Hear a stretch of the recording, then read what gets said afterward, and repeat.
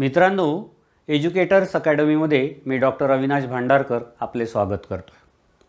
आपण मागील तासांमध्ये मूल्यमापन म्हणजे काय, मूल्यमापनाचे विविध साधने कोणती, त्यामध्ये संख्यात्मक साधने कोणती, गुणात्मक साधने कोणती याचा अभ्यास आपण मागील तासांमध्ये केला. मागील व्हिडिओमध्ये आपण त्याबद्दलची माहिती अभ्यासली. आजपासून आपण शैक्षणिक क्षेत्रामध्ये अत्यंत महत्त्वाचं मानलं गेलेलं शैक्षणिक संख्याशास्त्र याचा अभ्यास आजपासून आपण सुरू करतो आहोत. विशेषतः शैक्षणिक संशोधनाच्या संदर्भात आणि शैक्षणिक मूल्यमापनाच्या संदर्भात आपल्याला शैक्षणिक संख्याशास्त्राचा अतिशय जास्त उपयोग होत असतो. किंबहुना संख्याशास्त्राच्या सहाय्यानं आपल्याला कच्च्या प्राप्तांकांवर आपल्याला प्रोसेस करता येते, त्यांच्यावर संस्कार करता येतात आणि त्याचा अन्वयार्थ लावणं अत्यंत सोपं होतं. म्हणून आपण शैक्षणिक संख्याशास्त्राचा खऱ्या अर्थानं वापर करत असतो, उपयोग करत असतो. परंतु कला शाखेतील विद्यार्थी यासाठी खूप दूर गेलेले आपल्याला दिसतात संख्याशास्त्रापासून, कारण यामध्ये आकडेमोड आहे, गणित आहे, म्हणून हा भाग अत्यंत कठीण आहे असं प्रत्येक विद्यार्थ्याला वाटत असतं. परंतु हा भाग एकदा समजल्यावर इतका सोपा आहे का आपल्याला थेअरीपेक्षा यामध्ये खूप चांगल्या पद्धतीने गुणसुद्धा संपादन करता येतात.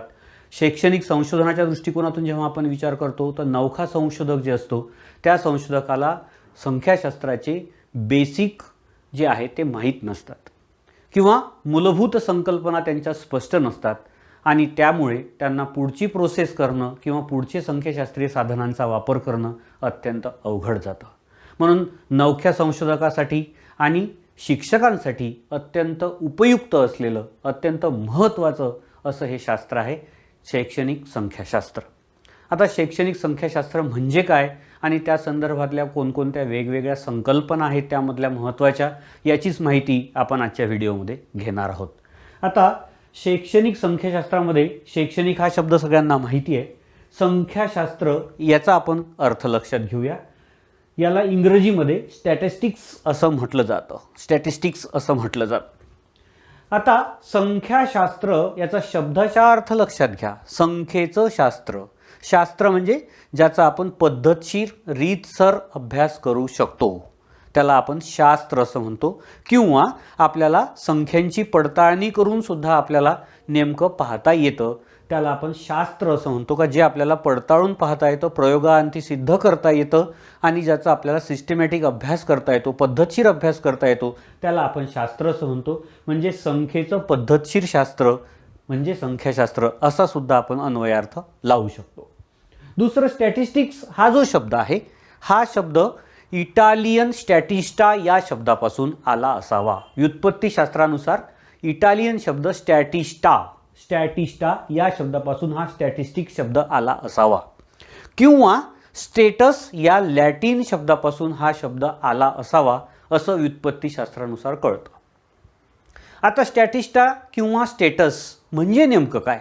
दोन्ही याचा अर्थ स्टॅटिस्टा आणि स्टेटस STATUS स्टेटसचा अर्थ असा आहे दर्जा किंवा त्या व्यक्तीचा स्तर, विशिष्ट स्तर म्हणजे दर्जा किंवा स्तर, त्याला आपण स्टेटस असं म्हणतो.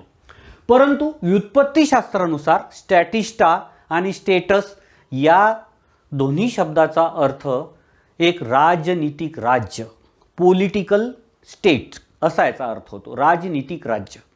आता स्टेटस किंवा स्टॅटिस्टाचा अर्थ राजनीतिक राज्य असा होतो. म्हणजे नेमकं काय? एखाद्या राज्याचा जेव्हा आपण दर्जा ठरवतो किंवा एखाद्या राज्याचं स्तर ठरवतो, विशेषतः ग्रीक साम्राज्यामध्ये छोटी छोटी राज्य होती आणि या राज्यांमध्ये त्या राज्याचा दर्जा ठरवण्यासाठी स्टॅटिस्टा हा शब्द वापरत असत. आता दर्जा ठरवणे म्हणजे काय? का त्यांच्याकडे घोडदळ किती आहे, सैन्यदळ किती आहे, पायदळ किती आहे, त्यांच्याजवळ एकूण जमीन किती आहे, त्यांची संपत्ती किती आहे, त्यांचा महसूल किती जमा होतो, त्यांच्यामध्ये सैन्याचा वापर किती प्रमाणात केला जातो, याची गोळाबेरीज केली जात असे. त्याला ते स्टॅटिस्टा असं म्हणत असे. म्हणजेच राज्याचा दर्जा त्या राज्यामध्ये किती सैनिक आहे, त्यांच्याकडे किती जमीन आहे, त्यांचं पॉप्युलेशन किती आहे, लोकसंख्या किती आहे, यावरून त्या राज्याचा दर्जा ठरत असे. म्हणून त्याला स्टॅटिस्टा असा शब्दप्रयोग केला जात असे. म्हणजेच संख्येची गोळाबेरीज करून त्यावरून ते लोक निष्कर्ष काढत त्याला ते स्टॅटिस्टा म्हणत असत. त्यावरून स्टॅटिस्टिक्स हा शब्द आला असावा असं व्युत्पत्तीशास्त्रानुसार सांगितलं जाते. शिक्षण क्षेत्रामध्ये वापरलं जाणारं संख्याशास्त्र म्हणून त्याला शैक्षणिक संख्याशास्त्र असं सुद्धा आपण म्हणतो. आता या संख्याशास्त्राची एक व्याख्या लक्षात घेऊया आपण, म्हणजे आपल्याला त्यावरून आपलं पूर्ण आकलन होईल, स्पष्ट होईल. आता इथे बघा व्याख्या आहे, पूर्वनिर्धारित उद्दिष्टास अनुसरून एखाद्या बाबीविषयीच्या माहितीचे किंवा आकड्याचे संकलन, वर्गीकरण, सारणीकरण, प्रस्तुतीकरण, विश्लेषण, अर्थनिर्वचन व निष्कर्ष काढण्याच्या शास्त्रीय पद्धतीला संख्याशास्त्र असं म्हटलं जातं. आता बघा, एखाद्या उद्दिष्टास अनुसरून म्हणजे कोणतंही एक टार्गेट लक्षात घेऊन, एक ऑब्जेक्टिव्ह लक्षात घेऊन आपल्याला काय करायचं आहे, एखाद्या बाबीविषयीचे म्हणजे ते एखाद्या बाबीचं आपल्याला माहितीचं आपल्याला काय करायचं आहे, त्याबद्दलची माहिती घ्यायची आहे किंवा आकड्यांचे संकलन, संकलन म्हणजे एकत्रीकरण, वर्गीकरण ॲनालिसिस, त्यानंतर वर्गीकरण म्हणजे क्लासिफिकेशन, त्यानंतर आपल्याला सारणीकरण ज्याला आपण टॅब्युलेशन असं म्हणतो. आपल्याला शैक्षणिक संशोधनामध्ये सुद्धा अनेक वेळा टॅब्युलेशन करावं लागतं आणि संख्याशास्त्राचा वापर करताना आपण शैक्षणिक संशोधनामध्ये सुद्धा माहितीचं आधी संकलन करतो, कलेक्शन करतो, डाटा कलेक्शन ज्याला आपण म्हणतो. त्यानंतर वर्गीकरण करतो म्हणजे क्लासिफिकेशन करतो, म्हणजे विद्यार्थी आणि विद्यार्थिनी असतील, ग्रामीण आणि शहरी असतील, शाखावाईज असेल तर त्याचं आपण वर्गीकरण करतो, कला शाखेचे विद्यार्थी, विज्ञान शाखेचे विद्यार्थी वगैरे वगैरे. त्यानंतर सारणीकरण म्हणजे टॅब्युलेशन करतो. त्यानंतर प्रेझेंटेशन करतो, ज्याला प्रस्तुतीकरण असं म्हटलं जातं, त्याचं प्रेझेंटेशन करतो. त्यानंतर त्याचं आपण विश्लेषण करतो, ॲनालिसिस करतो, विश्लेषण करतो आणि अर्थनिर्वचन करतो, म्हणजे त्याला आपण अन्वयार्थ लावतो, इंटरप्रिटेशन करतो आणि त्यावरून आपण निष्कर्ष काढतो, कन्क्लुजन काढतो. अशा ज्या याच्यामध्ये काढण्याच्या शास्त्रीय पद्धतीला, इथं शास्त्रीय शब्द अत्यंत महत्त्वाचा आहे, कारण संख्याशास्त्र असं जेव्हा म्हणतो आपण, पद्धतशीर उपयोग करता येणं किंवा पद्धतशीर वापर करता येणं किंवा पूर्वनियोजनानुसार आपल्याला त्या पडताळून पाहता येणं, त्याला आपण शास्त्रीय असं म्हणतो. म्हणजेच एखादं उद्दिष्ट आपण निश्चित केल्यानंतर, उदाहरणार्थ संशोधनामध्ये एखाद्या बाबीविषयीचं आपल्याला माहिती संकलन करून त्यावर निष्कर्ष काढायचे असेल तर त्या बाबीची आपल्याला माहिती संकलित करायची आहे. उदाहरणार्थ पर्यावरण शिक्षण याबद्दल विद्यार्थ्यांना काय माहिती आहे, किंवा पॉप्युलेशन शिक्षण याबद्दल विद्यार्थ्यांना काय माहिती आहे, त्यांची जाणीव जागृती किती आहे, किंवा जलसाक्षरता याविषयी विद्यार्थ्यांची जाणीव जागृती किती आहे, हे जर तपासून पाहायचं असेल, म्हणजे आपलं टार्गेट काय आहे का जाणीव जागृती तपासून पाहणे. मग ग्रामीण भागातील असेल, शहरी भागातील असेल, विद्यार्थी असतील, विद्यार्थिनी असतील, कला शाखेतील असतील, वाणिज्य शाखेतील असतील, विज्ञान शाखेतील असतील, हे असं जर आपलं एखादं टार्गेट ठरलं असेल, त्या बाबीविषयीची आपल्याला काय करायची आहे, आकड्यांच्या स्वरूपात माहितीचं संकलन, वर्गीकरण, सारणीकरण, प्रस्तुतीकरण, विश्लेषण, अर्थनिर्वचन व निष्कर्ष काढण्याची जी शास्त्रीय पद्धत आहे त्याला आपण संख्याशास्त्र असं म्हणतो. म्हणजेच संख्याशास्त्रामध्ये आपल्याला ह्या वेगवेगळ्या प्रक्रिया कराव्या लागतात किंवा वेगवेगळ्या क्रिया कराव्या लागतात, म्हणजे क्रियांची ही मालिका आहे. म्हणजे शैक्षणिक संख्याशास्त्रामध्ये प्रोसेसिंग अत्यंत महत्त्वाचं आहे किंवा संस्कार करणं अत्यंत महत्त्वाचं आहे.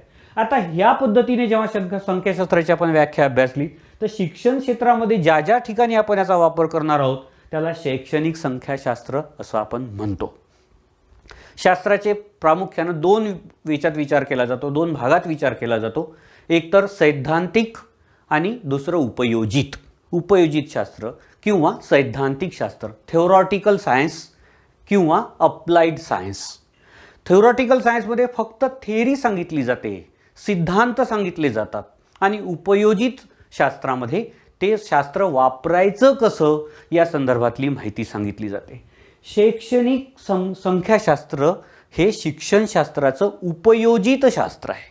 उपयोजित शास्त्र आहे का ज्याचा आपल्याला प्रत्यक्ष व्यवहारामध्ये, शिक्षण प्रक्रियेमध्ये म्हणा किंवा शैक्षणिक संशोधनामध्ये म्हणा, आपल्याला प्रत्यक्षपणे ज्याचा वापर करता येतो त्याला आपण शैक्षणिक संख्याशास्त्र असं म्हणतो. म्हणून शैक्षणिक संख्याशास्त्र हे शिक्षण प्रक्रियेतील उपयोजित शास्त्र आहे का ज्याचा अप्लाइड सायन्स असं म्हणतो आपण, किंवा त्याचा उपयोग आपल्याला प्रत्यक्ष व्यवहारात करता येते, म्हणून याला आपण शैक्षणिक संख्याशास्त्र असं म्हणतो. म्हणजे तुमची शैक्षणिक संख्याशास्त्राची संकल्पना स्पष्ट झाली असावी का ज्या साहाय्यानं आपल्याला पुढचे सगळे याच्यामधले जे घटक आहे, उपघटक आहेत, त्याचा आपल्याला अभ्यास करायचा आहे. तर बेसिक गोष्ट लक्षात घ्यायची आहे की संख्याशास्त्र म्हणजे नेमकं काय. आता संख्याशास्त्र म्हणजे नेमकं काय हे लक्षात घेतल्यानंतर त्याचे आपल्याला उपयोग कोणते आहेत किंवा त्याचं महत्त्व कोणतं आहे. कोणतीही गोष्ट आपण शिकतो त्याची उपयोगिता लक्षात घेऊन, त्याचं महत्त्व लक्षात घेऊन आपण ती बाब शिकत असतो. तुम्हाला एक गोष्ट सगळ्यांना माहिती आहे का, आपल्या दैनंदिन जीवनामध्ये संख्येला फार महत्त्व आहे. आपण वेळ पाहतो संख्येच्या स्वरूपात, वजन पाहतो संख्येच्या स्वरूपात. आपल्याला जितके आपल्या दैनंदिन जीवनामधल्या घडामोडी आहेत तर रोज आपल्याला संख्येचा संबंध येतो. म्हणजेच संख्याशास्त्राचा अभ्यास प्रत्येक व्यक्तीला असणं, फक्त शिक्षण क्षेत्रातीलच नव्हे किंवा शैक्षणिक संशोधन करणाऱ्यांनाच नव्हे, तर प्रत्येक व्यक्तीला दिवसापासून दिवसाची सुरुवात होऊन रात्रीपर्यंत, किंवा दुसऱ्या आणखी चांगल्या शब्दात सांगायचं झाल्यास जन्मापासून मृत्यूपर्यंत संख्येच्या स्वरूपात आपण वेगवेगळ्या नोंदी करत असतो. आणि या नोंदीच्या साहाय्यानं आपल्या दैनंदिन जीवनामध्ये आपल्याला आपल्या कृती कराव्या लागतात, क्रिया कराव्या लागतात, प्रक्रिया कराव्या लागतात, वर्तन करावं लागतं, आपलं नियोजन करावं लागतं. हे सगळं आपण संख्येच्या स्वरूपात व्यक्त करत असतो. का मला एखादं घर बांधायचं आहे तर मला इतके रूम्स करायचे आहेत, संख्या आली. मला इतके रुपये खर्च करावे लागणार आहेत, तिथे संख्या आली. मला इतकं कर्ज घ्यावं लागणार आहे, माझं इतकं भांडवल आहे. म्हणजे प्रत्येक ठिकाणी जीवनाच्या प्रत्येक भागास संख्याशास्त्र स्पर्शून जाते. म्हणून फक्त शिक्षणशास्त्रातच नव्हे तर सर्वसामान्य जनतेला सुद्धा संख्याशास्त्राचं ज्ञान असणं अत्यंत गरजेचं आहे. आता त्याचे नेमके कोणकोणते उपयोग आहे? उपयोगाचे संख्याशास्त्राचे खूप जास्त आहेत. फक्त निवडक उपयोगाचा विचार आपण शिक्षण क्षेत्राच्या दृष्टिकोनातून लक्षात घेणार आहोत. सर्वात महत्त्वाची गोष्ट विद्यार्थ्यांची प्रगती. विद्यार्थ्यांच्या प्रगतीच्या दृष्टिकोनातून संख्याशास्त्र अत्यंत महत्त्वाचं आहे. जसं आपण मागील तासांमध्ये अभ्यासलं, विद्यार्थ्याचं बोधात्मक क्षेत्र, विद्यार्थ्यांचं क्रियात्मक क्षेत्र, भावात्मक क्षेत्र आणि आंतरक्रियात्मक क्षेत्र या क्षेत्राचा विकास अपेक्षित आहे. मग त्या क्षेत्राचा विकास कोणत्या पद्धतीनं होत आहे, कोणत्या गतीनं होत आहे, ती प्रगती त्याची कशी होत आहे, यासाठी आपल्याला शैक्षणिक संख्याशास्त्राचा उपयोग प्रामुख्यानं होत असतो. विद्यार्थ्याचे शैक्षणिक संपादन, अचिव्हमेंट, संपादनाच्या बाबतीत मी नेहमी विद्यार्थ्यांना विचारतो का तुम्ही कधी संपादन चाचणी पाहिली आहे का? तर विद्यार्थी सरळ सांगतात, नाही सर, आम्हाला संपादन चाचणी माहिती नाही. परंतु पहिल्या वर्गापासून तर त्याने अंतिम पदवी जिथपर्यंत घेतली असेल, प्रत्येक वर्षी त्यानं परीक्षा दिलेली आहे, प्रत्येक वर्षी त्यानं ती संपादन चाचणी पाहिलेली आहे. परंतु त्याला संपादन चाचणी म्हणजे काय नेमकं कळत नाही.